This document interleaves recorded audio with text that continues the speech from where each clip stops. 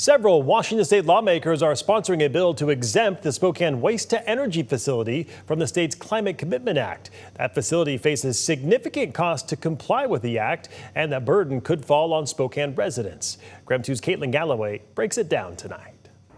The Spokane waste-to-energy plant is unique, and local lawmakers are fighting for legislation that support both the state's climate goals as well as the facility and the city. Local lawmakers argue that while the state's climate goals to reduce greenhouse gas emissions are important, regulations shouldn't be one size fits all, especially considering Spokane is the only city whose solid waste disposal system falls under the CCA. Because it's one of a kind, we were able to turn it into this mythical thing that we didn't have anywhere in our state, and we have very few across our country and across the world. And, that's where we were at 30 years ago.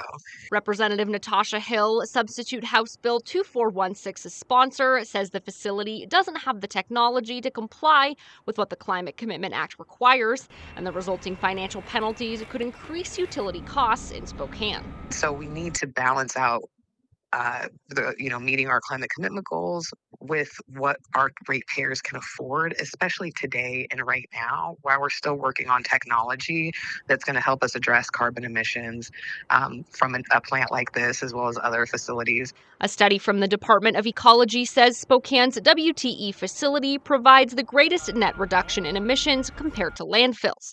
The bill sponsors are committed to reducing emissions, but need to support the plant and Spokane residents. We know affordability is such a big issue right now. We don't want to just say, hey, you're in the Climate Commitment Act now because it's 2027 and you have to meet these benchmarks. But we didn't really give you any tools to get there. If the bill doesn't pass, Spokane would have to buy credits that offset the facility's emissions, meaning prices could increase as soon as next year. Representative Hill says they do have bipartisan support for the bill. Reporting in Spokane, Caitlin Galloway, KREM 2 News.